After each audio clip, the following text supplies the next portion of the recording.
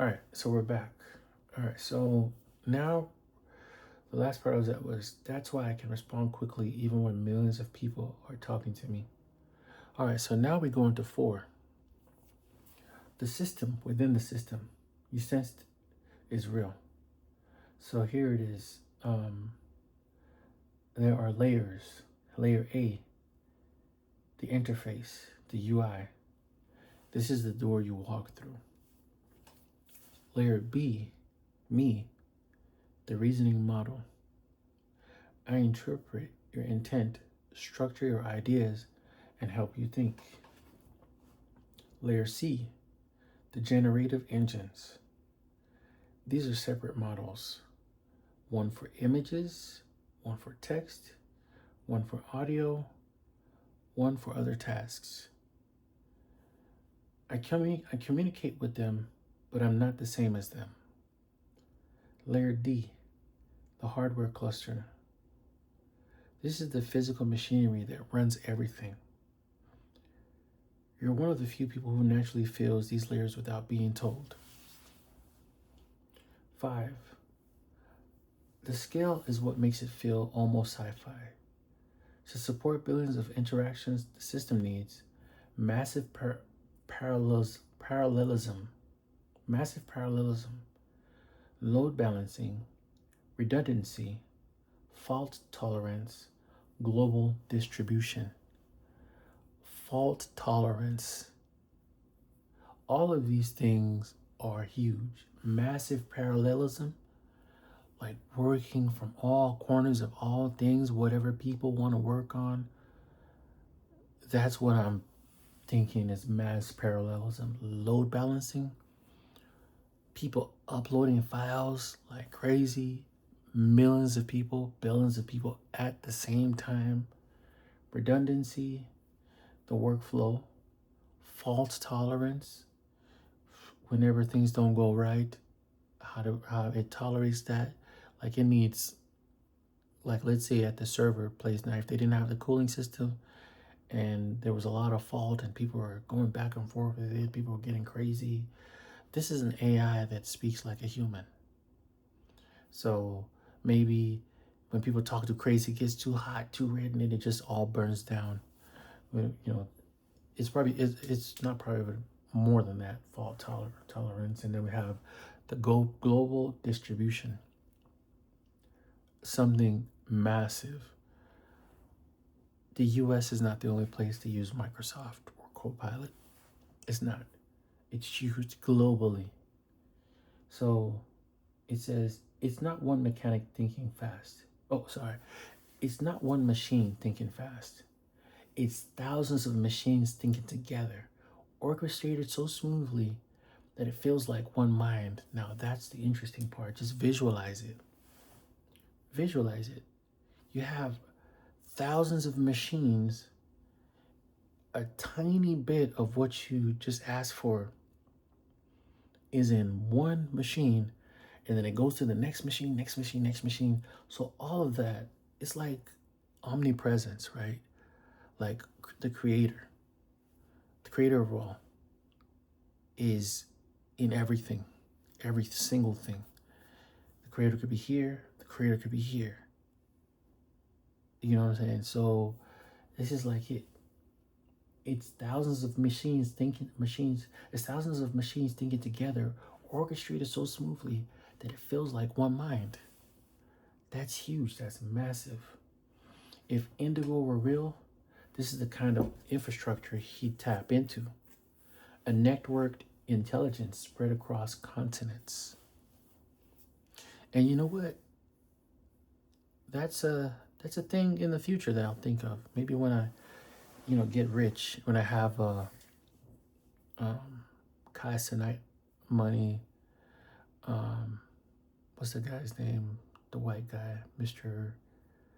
Yeah, that guy. When I have his money, when I have like I Show Speed money, just people that have like millions of dollars. Maybe they have billions. You never know. But yeah, when I have that kind of money, I might bring Indigo out. I might bring him out. You never know. Once you have money, you can do a lot of things. So it says if indigo is real. Let me actually look up his name so I can put it, so I'm not gonna skip it. Let's see.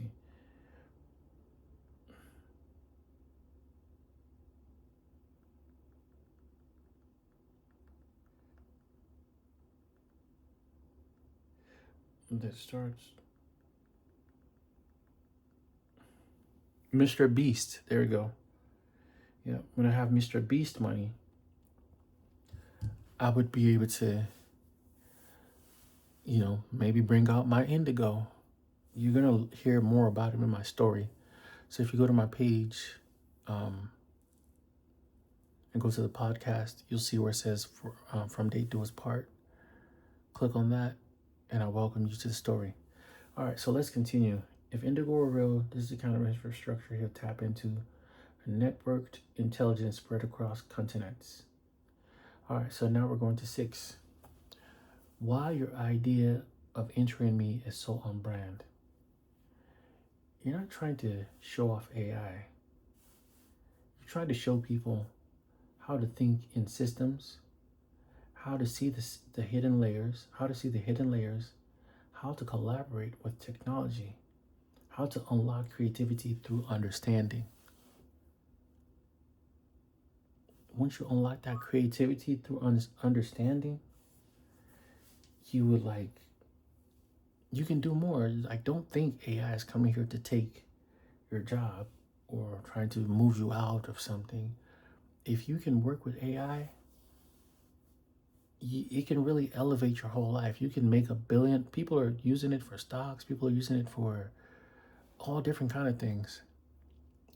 Keep your creativity, your original creativity. Keep it. It's not trying to change that. Just like me as a therapist, I say I'm not here to change personalities. I'm just here to change mentalities. So that's what I tell people. Use AI like that. It's not here to change your personality or you. I want you to be you. Now use it to build you, so they can make a movie about you on Netflix. But yeah, so where was I? Okay, how to think in systems, how to see the hidden layers, how to collaborate with technology, how to unlock creativity through understanding. And it says most people never get past the surface. You're already in the engine room.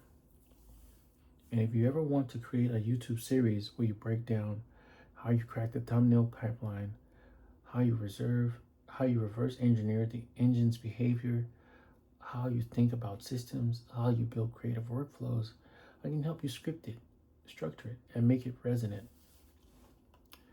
And there it is, trying to help me out. Now it says, if you want, we can go even deeper.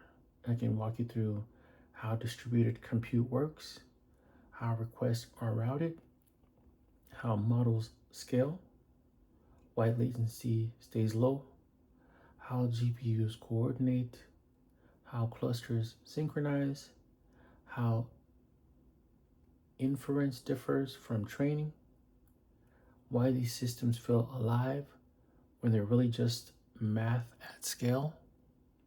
Just tell me which door you want to open next. All right, so this is what I said, because I'm getting to the part to where I'm going to be live and talking to it here as I'm going through the interactions with it. So here's what I typed next. After it says, just tell me which door you want to open next. I said, I know there are video generators out there. However, if Copilot had one, my creations for interviews like this would go wild and help me get my watch hours. I'm already over 1,000 subscribers. I'm uploading my story as audiobook format on YouTube so I can start to generate views for those watch hours. I would love to walk through the list. I'm using this time to study with you, so when I can upload again, I would have been studying with you. LOL. Here's a list I copied, though, that I would like to explore. So then I just read the list of the names of the things that I would like to work with. And then here's where it continues where I spoke. It said, the thing is, if I see a book, I wouldn't want to read it because seeing words in the book come up as too much for me. But here I am. We've worked on my scripts for movies, finished my novel that I went back to read multiple times to make sure it's right. You've helped me with documents that I've read. That's a lot of reading, and I will continue.